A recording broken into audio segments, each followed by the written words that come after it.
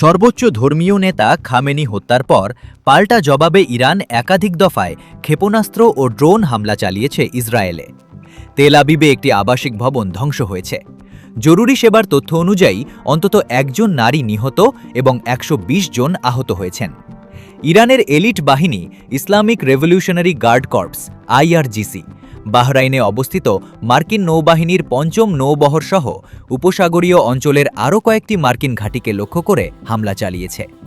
৫ম নৌবহরের সদর দফতর রয়েছে মানামাতে।